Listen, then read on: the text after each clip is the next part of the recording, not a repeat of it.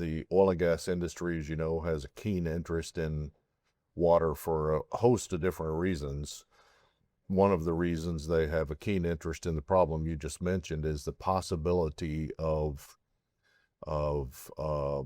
turning produced water, which is problematic and a liability now, into a potential asset, which is helping to solve the water problem in Texas. And these volumes of produced water, it's hard to, I think the general public as a rule has no idea what volumes of water we're talking about. The volumes of crude oil are huge, and multiply that by 4 or 5 on average, and you've got daily production of water that's not usable coming up and has to be dealt with. And we hope we're moving toward a solution that that gives that water a purpose and turns it into something of value rather than a liability. I just wonder, you've paid a lot of attention to this. The committee's paid a lot of attention to this. Absolutely. The legislature has. How do you, truthfully, what's your sense of how far out that is, where that's a scalable solution? We're here now. I mean, we know how to do it. Let me give you a little background. Being in West Texas, we're water challenged anyway. And so there's always been friction between oil and gas operators needing water to enhance the fracking operation and production.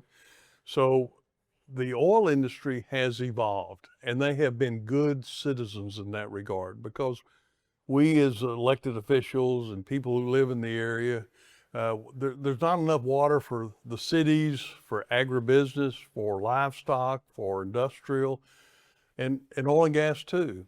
The oil and gas industry has been very sensitive to that, and they have switched largely from potable water and groundwater to treating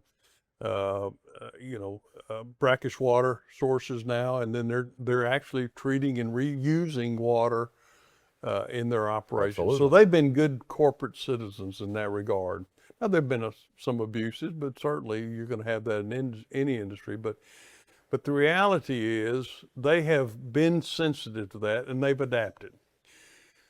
But they've been so successful in finding oil and gas that the production model yields 4 to 5 times the volume in produced water.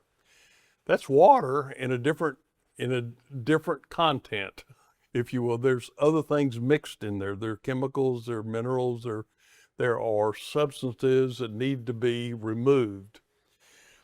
Right now, this state is in a crisis, in my opinion, because we have so much water. We've been in a drought so long. We have so much friction and conflict between urban areas and end users that look over the now empty reservoir and say, well, it's that refinery using all of our water, or it's oil and gas using our water.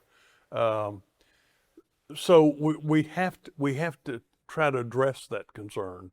And so it makes no sense to me for an oil and gas operator to take the cheap way out and simply reintroduce it back thousands of feet underground under high pressure, in which they pay typically 50 cents a barrel to throw it back down a hole and never to be recovered again.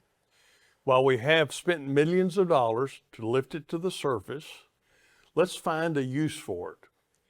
And we know how to treat it. It's just high energy intensive. And it's not economical at this point for operators that are faced between spending 50 cents a barrel and, I don't know, $1.50, $2.50. I don't know what the ultimate figure is going to be. But somehow my role and the legislature's role in this process is trying to mesh the two. Because if we can't figure out how to use this water and make it potable for industrial reuse or agribusiness reuse or municipal reuse or putting it in a stream basin, then the oil and gas industry will cease, because we're running out of places to put it.